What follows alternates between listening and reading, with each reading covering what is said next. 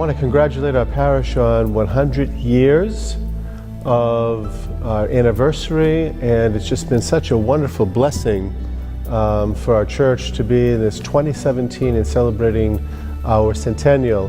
And you know, I think if it seems like a long time, but if we do and think about 100 years, just 20 times, it seems like a long time, but if we think about 100 years 20 times, that takes us right back to Jesus and the original church. So as we celebrate our 100 years in our parish, we really feel connected all the way back to Christ, the church, and our faith. And that keeps us connected to our Greek Orthodox Christian heritage and faith. And it's all about what we believe. And we believe in what Jesus taught us and what he established in his church. And then that's been passed through the generations. Now here we are, St. Constantine and Helen Church in Lawrence and Andover, believing in our faith and in our Lord Jesus Christ. Our ancestors relayed the story of the stream of Greek immigrants to the United States, a stream which began in the 1890s in Greece with the Industrial Depression. Untold numbers of Greeks were forced to leave their homelands and travel thousands of miles across the unknown and uncertain ocean. Prior to 1921, the United States had an open-door policy regarding immigration, and 686 Greeks arrived during 1900 to 1910. Lawrence, Massachusetts was built as the nation's first planned industrial city in the 1840s. It grew and prospered with the influx of immigrants who fled the potato famine in Ireland, the persecution of the Eastern European Jews, and many more souls from Russia, the Austro-Hungarian Empire, Italy, and Greece. The first Greek neighborhood developed in the Garden and Common Street area of the city. This could have been because of its proximity to the factories. Preserving their identity was difficult as they were thrown into a class list and found themselves at the lowest level on this list of acceptance. As more ethnic groups arrived in the city, the Greeks attained an even higher rank on the list. 1916 is a year of even greater importance, for it is within that year that the first evidence of these Greek immigrant men planning to organize and form a Greek Orthodox Church was found. The actual story of St. Constantine and Helen Greek Orthodox Church may now begin. If not for an Irish priest by the name of Father James T. O'Reilly, Saints Constantine and Helen could have been but a glimmer in the minds and hearts of all good Orthodox Greeks. Father O'Reilly was perhaps the most influential church leader in the history of Lawrence. He served as the leader of St. Mary's Catholic Church in Lawrence and was instrumental in helping other ethnic groups establish churches in the city. Finally, on May 18, 1917, founders Elias Chaltis, Harry Skoufis, Antonios Pappas, John Boris, Constantine Theodoropoulos, and Anastasios Thoros, with the aid of Father O'Reilly, presented themselves at the Lawrence City Department of Corporation. The long-awaited dream these men shared, and the Greek community they represented, would finally become a reality. They were granted a hearing on May 25, 1917. On July 16, 1917, the official signature was affixed to the Corporation of St. Constantine Greek Orthodox Society of Lawrence and stated, "The corporation is constituted for the purpose of organizing and maintaining a Greek Orthodox Church. The sacred names of Saints Constantine and Helena and the establishment of a Greek school when the resources of the society will enable it to do so." There is no evidence, however, as to the location of where the services were held. By 1920, 189 Greek immigrants had established residency in the city. The Greeks were settling in Andover, the Pleasant Valley section of Methuen, and in Salem, New Hampshire. The establishment of fraternal organizations began in 1924, when the men of the community formed the American Hellenic Educational Progressive Association, AHEPA as we all know it, with the intent of assisting those who had no knowledge of this country's language. Following Father Manoliades, there are at least 3 priests who served the community until 1935. Father Anastasios Anastasiou was our able presbyter from 1930 to 1932. Γεννήθηκα στην υψηλή κορυφή ενός βουνού, με θέα το Αιγαίο στο μικρό βόρειο χωριό Καρίτσα στην Ελλάδα. Από νεαρή ηλικία η ζωή μου ήταν σε μεγάλο βαθμό επηρεασμένη από την αγάπη μου για το Θεό και την Εκκλησία. Υπηρέτησα στην Αγία Τράπεζα και έψαλα με γέροντες κληρικούς στις Κυριακές, στις γιορτές και στις αργίες. Βαθιά στην καρδιά μου ήθελα να γίνω ιερέας. Το 1920 καθοδήγησα τη σύζυγό μου Μαρία και τα 3 μικρά παιδιά στο δρόμο μας προς την Αμερική με το πλοίο Ιωάννινα. Σύντομα εγκατασταθήκαμε στο νέο μας σπίτι, στο Λόου της Μασαχουσέτης, μαζί με εκατοντάδες άλλες οικογένειες μεταναστών που ήλπιζαν ότι θα εκπληρώσουν τα όνειρα μιας ζωής. Η στιγμή μου έφτασε την Κυριακή 18 Φεβρουαρίου του 1928.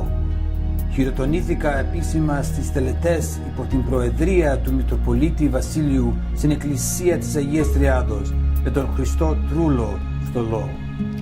Η πρώτη κοινότητα που μου ανατέθηκε ήταν στην Εκκλησία της Κοιμήσεως της Θεοτόκου, στην νεοσυσταθήσα ελληνική κοινοπολιτεία του Ντάμπερι στο Connecticut. Αργότερα υπηρέτησα στις συνορίες του Maine και του New Hampshire και ολοκλήρωσα τη διακονία μου στην Εκκλησία του Αγίου Νικολάου στο Nashua, New Hampshire.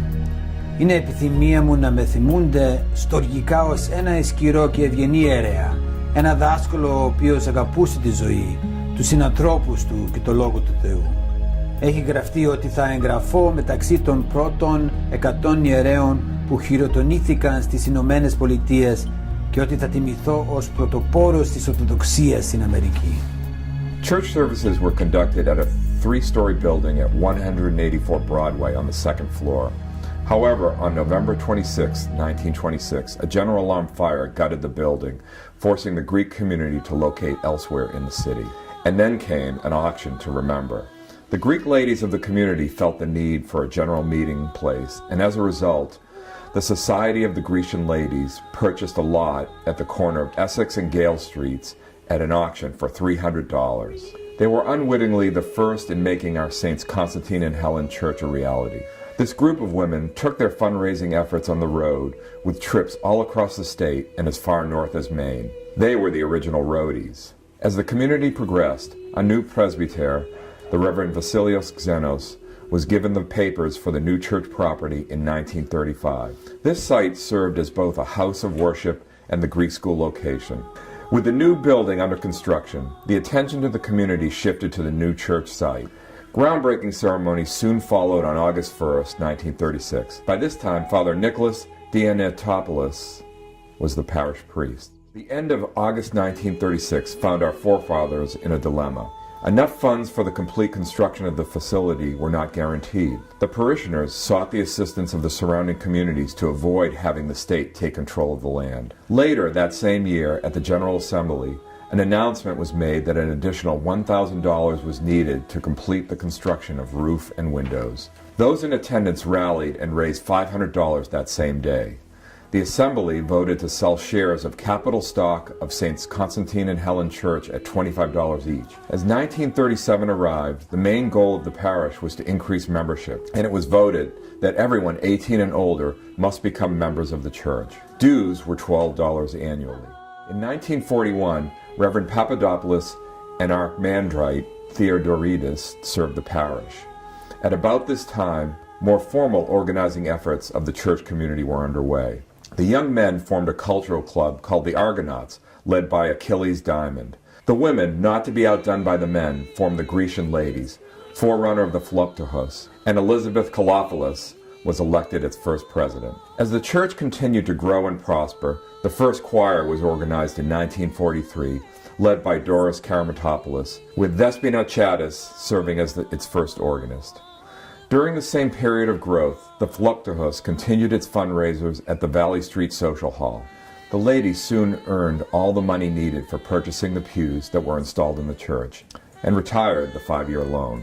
The following year, the city of Lawrence offered our community the use of a classroom at the Essex Street School to be used for religious education and Greek school classes. Sunday school finally became organized in 1949.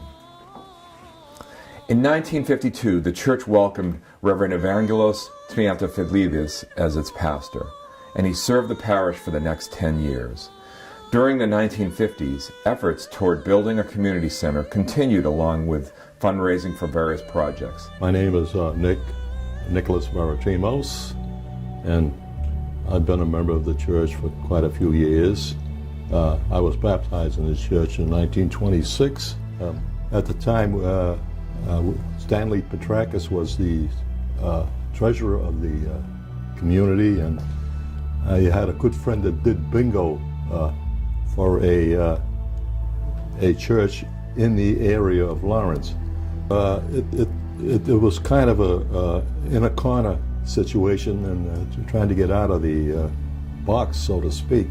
So I said to Stanley, how much money do we have? And he said to me, Nick, he says, we get 2,500. Stan, please, I said, give me 2,000. I says, without a board meeting, I says, go out and buy me a bingo board. My friend that did the bingo and talked me into it, what he did was he came with us for 3 meetings on a Monday night and set it up for us. And we just registered with the state to be able to perform bingo, and I was the responsible party for any inequities that existed at that particular function on Monday nights. I said I sold Lucky Sevens, and Esther Morris did the hot dogs and the hot coffee and whatever that was there. And we averaged about 100 people, more or less, for approximately 3 years, and we got enough money put away, stashed away, without too much problems, other than having to show up every Monday for the whole 3 years. An idea is only good as the way that you can solve it or utilize it. And so the people really got together and they utilized their functions, their duties, and we ended up paying off the loan that we got for us in the 3 years. The Needlettes provided the church's first carpet, while the choir raised enough funds to donate a new organ. By the end of the decade, the Parent Teachers Association, PTA, was created, led by Bessie Dantos and Marina Krethiotis. Stability arrived in the form of Father George Karahalios, who immediately spearheaded the building project, and construction began.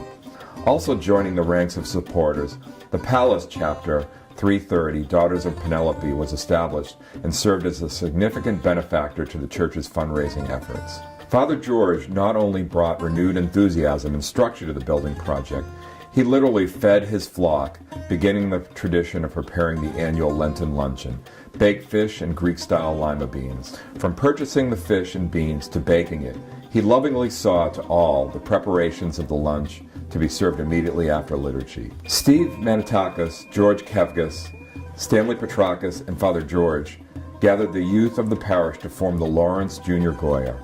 This was a very active group and was often asked to represent the Greek community at the International Institute's international fairs as well as the YMCA.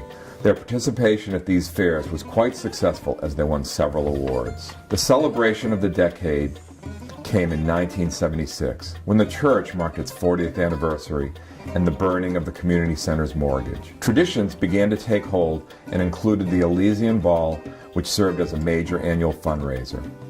Others that we continue to enjoy today are the Fellowship Hour held each week after liturgy, the annual Lenten Luncheon, and the Agape Meal. The new decade of the 1980s brought much more activity, beginning with the birth of the Philoptochos Marketplace Agora. The Agora was the forerunner of our now famous and very successful Greek festivals. With the involvement of the entire parish, not only do they serve as a major financial contributor to our church, but they also affirm feelings of cooperation, camaraderie, usefulness, and fellowship amongst the parishioners. In 1984, through the efforts of Tom Georges, negotiations with the Doyle Lumber Company began. We decided to move the church from Lawrence to somewhere in the neighborhood. So one day I came to Doyle Lumber. Of course I knew Mr. Doyle himself. You know, the Doyles and the Greek builders go back a long time, and it's really turned into more of a friendship than a business relationship, and we're still friends with a lot of people. So I asked him, what was his plans with President Lott? Because I knew he was moving his lumber yard to Andover Street. We got to the point in time where the zoning didn't allow us to do any more work here. And he came right out and said, Tom, I haven't thought of it yet, but what is in your mind? I says, well, I belong to the Greek Orthodox Church from Lawrence, and we're looking for a piece of land to bring our church. So we left it there. Same night, I called Father George, and I told him that it's possible he can pursue from there. And my father could have subdivided the land and built some houses here, but we've always tried to be good neighbors. And when you put in the relationships that we had with all the Greek people in the area, it was a pretty easy decision that the church was the right way to go. The year 1986 was historic in many ways, for it marked the 50th anniversary of the building of our Essex Street Church, and the year was dedicated to honoring our founders. March of 1986 brought honor to our parish with the announcement that George Kefkis, a 50-year member of our parish, was bestowed Archon of the Ecumenical Patriarch of the Order of St. Andrew the Apostle.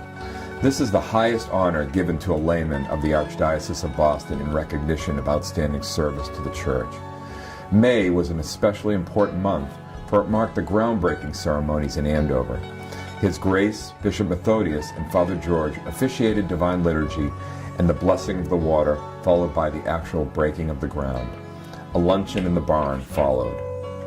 The absolute highlight of the anniversary year was on October 11th, when Archbishop Jacobus visited our church for the first time. His Eminence officiated at a hierarchical Divine Liturgy along with Bishop Methodius. By 1987, our community was in the midst of building strategies with a completion date on the horizon. Fundraisers were to continue until the church was built, and the remainder of 1987 and 1988 were spent in construction of our new home. My name is Ed George. I'm the former president of the parish council. As you can imagine, there were a great many emotions involved. For decades, the church in Lawrence had been the spiritual home for parishioners who not only worshiped there on Sundays, but had baptisms, marriages, funerals there. So there were a few tears shed when the relocation was about to take place. It was soon learned through Father George Karahalios that the parish was in good hands. That is, the facility that we left behind was sold to a group that maintained it as a house of worship. And Father George was invited to look the facility over and get a bird's eye view of the improvements that were made internally and externally. He was very gratified by that, and when he returned to the parish and told parishioners here what a nice job had been done by the new owners, everyone felt a sense of joy as well. On December 4th, 1988, dreams became reality as we witnessed Documentaries services celebrated by Bishop Methodius, Father George, and Father Bill Mattis. A new Saints Constantine and Helen Church at 71 Chandler Road, Andover, replaced our former home of 52 years. Mr. and Mrs. Charles Laponis served as godparents of our new home and unlocked the doors during the Theodoxia. It's a dream coming true, isn't it?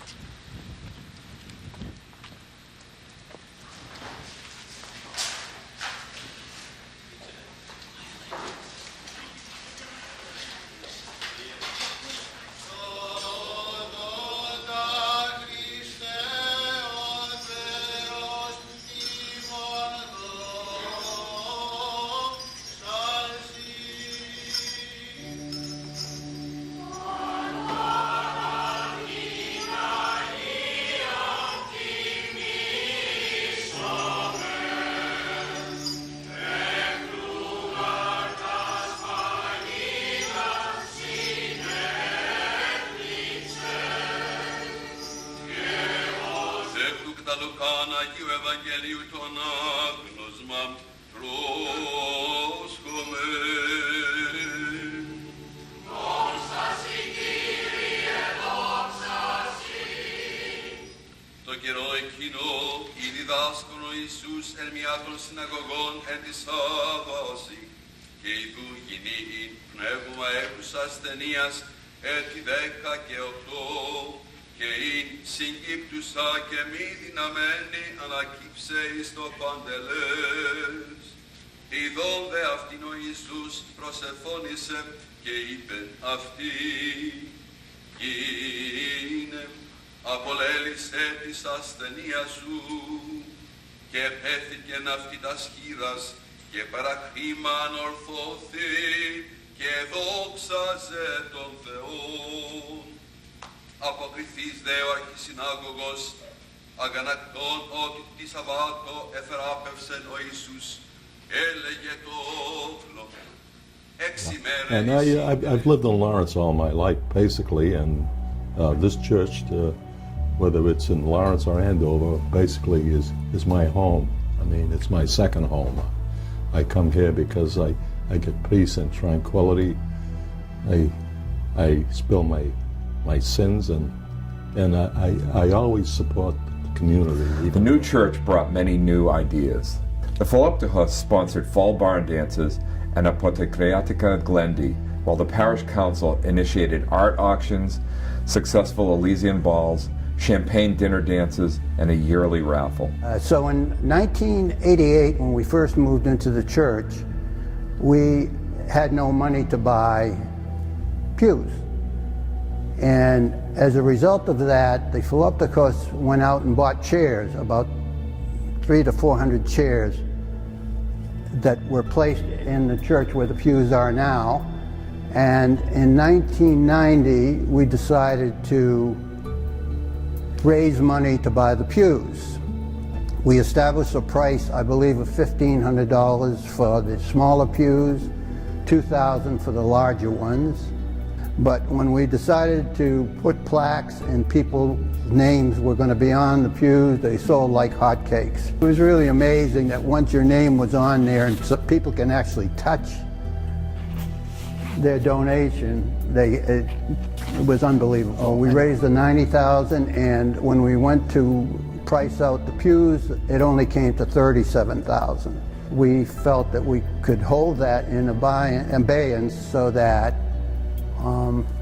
in the case of an emergency, we would have the funds. By the end of the year, the property took on a more formal look when the area in front of the barn and office was paved through the generosity of Mr. Arthur Kologianis. Father George was again our chef for the annual Lenten luncheon, continuing a 20-year tradition of serving his famous baked fish and honoring his 20th year as pastor of our church. Easter was in early April that year and began the tradition of the children of the parish making palm crosses. More noteworthy, however, was the departure of Father George and Presbyter Lee in a leave of absence as they set off for Germany, France, and Greece, where Father would complete work on a second doctorate degree. It is hard to believe that the preparations were beginning in order to celebrate the Church's Diamond Jubilee anniversary. The festivities include a hierarchical divine liturgy celebrated by Archbishop Jacobus, Bishop Methodius, Father George, and former pastors of the church, followed by a grand banquet. Father George had returned from his leave of absence and offered a lecture series on the history, dogma, sacraments, ethics, and polity of the Orthodox Church. In honor of the Diamond Jubilee, the ladies Philoptochos Mirafori presented to the church a beautiful carpet which sits in the front of the sanctuary. Without a doubt, our first 75 years ended with a feeling of great pride in its past. We began small in number, but great in deeds. The stewardship program had been newly introduced the previous year, with 256 families pledging, and so the new year, 1993, was off to a good start, with 72 additional families submitting their pledges. Later that same year, Father George, after much thought and prayer, announced his retirement and celebrated his final liturgy as pastor on October 31st. After 22 years as our spiritual leader, a tenure held longer than any other pastor in the church's 75-year history, he, together with Presbyter Lee, made the decision to continue research and translation from the works of Byzantine philosopher Michael Psellos. We also received two unique and significant donations: our marble baptistry and iconostasis, which was designed by the eminent Byzantine hagiographer Sirio Tonelli. With the announcement of Father George's retirement, a search committee got busy, and on November 7th, Father Paul Pentelis was installed as our pastor during a hierarchical divine liturgy by His Grace Bishop Methodius. In the Army, I built bridges to help people get from one place to another. In industry, I built bridges to help people grow in their jobs, and now I help build bridges to help people grow in Christ. The following year saw the birth of the Forever 49 Club, a group devoted to social activities for the seniors of the parish. They got down to having fun right away and enjoying an evening with the Boston Pops, a trip to Maine, dinners at local restaurants, and weekly games of bowling. We celebrated a couple of firsts in 1996. A youth choir was formed. The parish council elected its first female president, Mary Laponis. We were also honored to represent the parish by participating in the town of Andover's 350th birthday celebration parade, replete in traditional Greek costume. By the end of the year, we learned that Father Paul was reassigned to another community. The search was then on for a new pastor to lead the flock at Saints Constantine and Helen. Father Solon Sanzikas had served as our interim priest during the search period. The parish was thrilled to learn that Father Christopher Mackey was assigned to our parish. Father Christopher, a Lowell native, graduated from Holy Cross Greek Orthodox School of Theology in 1991 and had been serving Annunciation Church in Lancaster, Pennsylvania as the assistant priest and youth director. Presbytera Katerina, a daughter and granddaughter of priests, also earned her Master's of Theological Studies from Holy Cross. Father Chris was installed by Metropolitan Methodius on June 4, 1998, at a most special Vesper service. The monthly newsletter or bulletin, The Word, was created with a chosen byline: "Faith comes by hearing, and hearing by the Word of God." Romans 10:17. The same year, the long-awaited opening of the Boston Diocese camp in Kentucky, New Hampshire, was held with an open invitation by Metropolitan Methodius to all families in the Greek Orthodox Diocese of Boston. It would become a camp destination of choice for the youth of our parish for many years to come. The decade of the 1990s was closed with a featured program, Greeks in America, at the Andover Memorial Hall Library. Our parish participated with a performance by the children's dance group, Patsios, Helen, and cooking demonstrations. Our own Christian Lending Library Ministry was created under the direction of Rachel Pantelli. The library was initially open to serve children ages 4 to 12 and young adults ages 13 to 16. The Sunday school teachers also used the library as a ready resource to enrich their lessons and curriculum. The church entered the technological age when a new website was launched thanks to the talents of Jim Fotis and David Towers. While the parish continued to grow, the building seemed to shrink. The lower level hall was the gathering place for fellowship hours following liturgy, Sunday school classrooms, Goya meetings, fundraising events, meal preparations in the kitchen, and so much more. So after 80 plus years, the parish was faced once again with the prospect of constructing a new building. And so the parish boldly embarked on the largest building project of its history, which would triple the size of its current footprint. A new family life center to be connected to the church.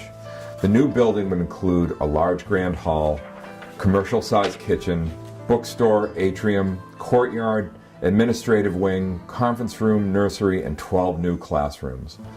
The project was spearheaded by Father Christopher and Parish Council President and Building Committee Chairman David Kalibas. So it's really a wonderful opportunity here to reflect on my time at the church and what the church went through while I was here. When I arrived here in the early 90s with my family, and my sons became, active in the as altar boys. They then were They took classes in the Greek school. I then became active in the Greek school committee in the early 90s. I then joined the parish council in the mid to late 90s, where we began a long-term planning committee to review what we needed as a parish and as a community, and all the while cognizant that we were always building relationships to get things done, working together collaboratively to get things done, and that in the end, what we were building and what we hoped to build was an edifice, a structure, as you see here, that isn't just a structure, but a structure that was key and pivotal for allowing relationships within the parish to continue to build and thrive. And those relationships based in a relationship with God and in a relationship based on our religious traditions, but also with our social cultural traditions, whether it's festivals, whether it's dinners, baptisms, weddings, whatever the gatherings are, or simply after church coffee hours. We thought a community center, a family life center with classrooms and space like this would be a wonderful thing to do. And during my time as both council member and as both parish council president for 6 years and chair of the building committee, I think, for 8 years, one of the things we always did is we wanted to build something for the community and make sure that when we finished building it, that we all were in harmony, that we always had a community and relationships that were positive. And that, for me, was one of the hallmarks of my time on the council and as chairman of the building committee, was to make sure that as we fundraised with Father Chris, spearheading it with us, as we figured out ways to build this edifice and this structure for the community to continue building its relationships, both with the religious traditions and the cultural traditions and with each other, so that when we ended the building, we would have a harmonious community that would continue to thrive. For me, in thinking back on my time as a very active member of this parish, as president and chairman, it was always about making sure we struggled to work well together. And I see it's come to fruition. This is a thriving parish, and so I'm really happy to congratulate the parish for the work that it's done and will do, and it's a privilege to have served. And I think it's an honor to be part of this parish. And so I wish everyone the best, and may the next 100 years be as filled with the struggles, but with the joy as well, that it took to build this. And forward we go. My name is Mark Smith. I was the construction manager through the recent expansion of the church, the addition of the community center, the classrooms, and the church office area. The beginning of that process was coming to the design, figuring out how we were going to achieve all the needs of the church, and probably the biggest challenge we had through that whole process was getting all the different groups that had what they felt were needs. Each of the different church groups was expecting that they have their own area. Well, if we had gone through that whole process and expanded the church to that level, I'm not sure the site would have been big enough to hold the building, no matter have parking and everything else.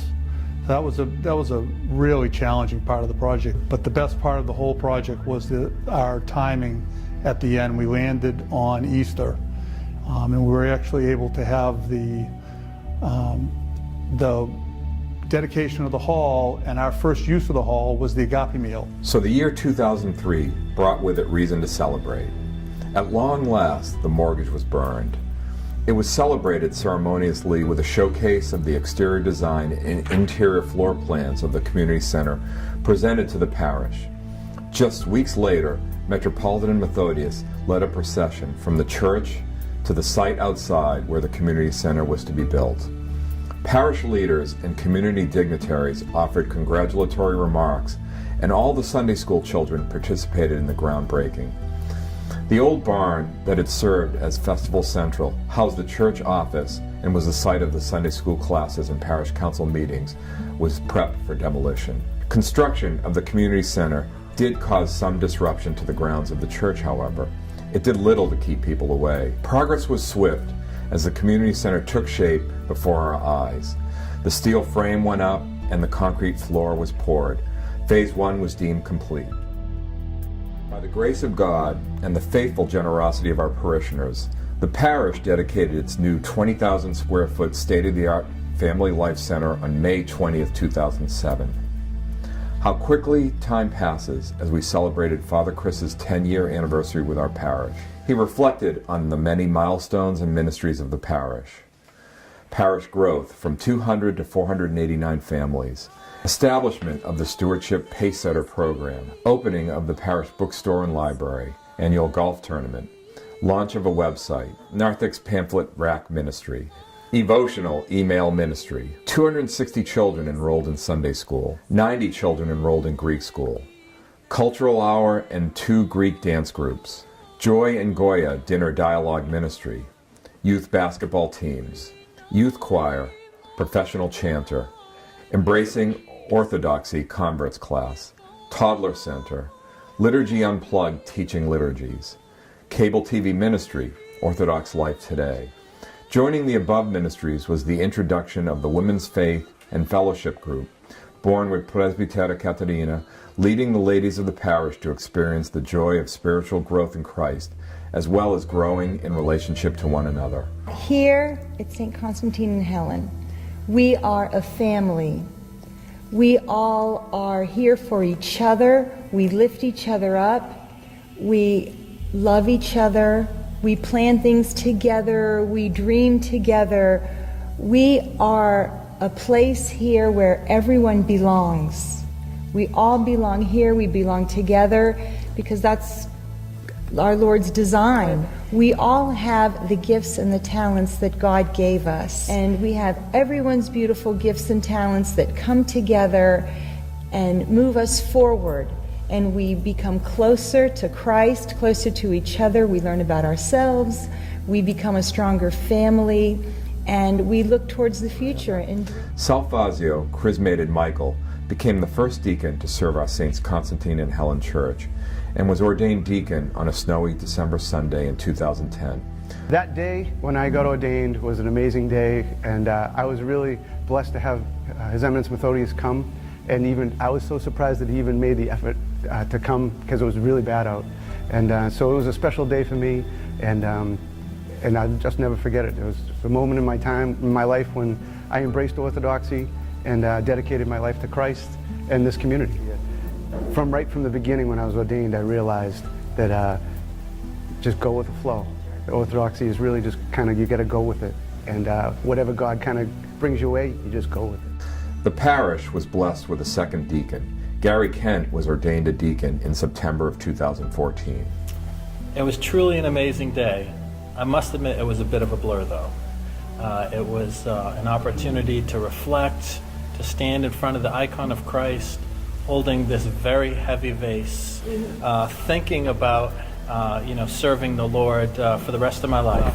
The one thing that was a bit of a surprise is that the church that I grew up in had the same iconographer as we do here in St. Constantine and Helen. So it was interesting to be able to have the same style of icons. But what I learned within the next 3 or 4 weeks when I served at different locations is that the deacon doors don't always open in the same direction. Oh dear. So the ones in Bethesda, they open outwards. So I walked up and I banged my head right on the door because it wouldn't push in like it does here at St. Constantine and Helen. In 2013, Father Chris organized the initiative for 23 new Byzantine icons, framed in decorative vineyard themes, to be installed on the walls to surround the entire church.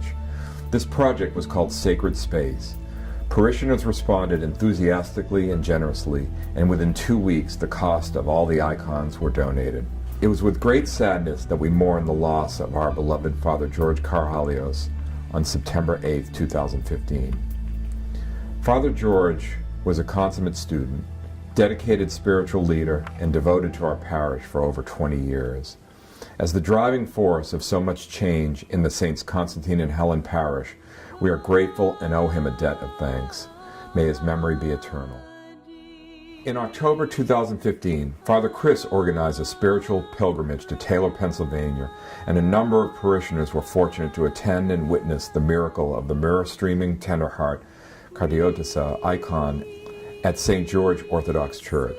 This pilgrimage included a visit to the Holy Protection Monastery in Whitehaven, Pennsylvania, and many of those parishioners described it as a once-in-a-lifetime experience. In November 2016, as part of the inaugural event of our parish's centennial celebration, the parish was truly blessed with the visitation of the Tender Heart icon to our church in Andover. Over 1,000 people attended this amazing event and were blessed and anointed by the fragrant, miraculous myrrh which flows from the icon.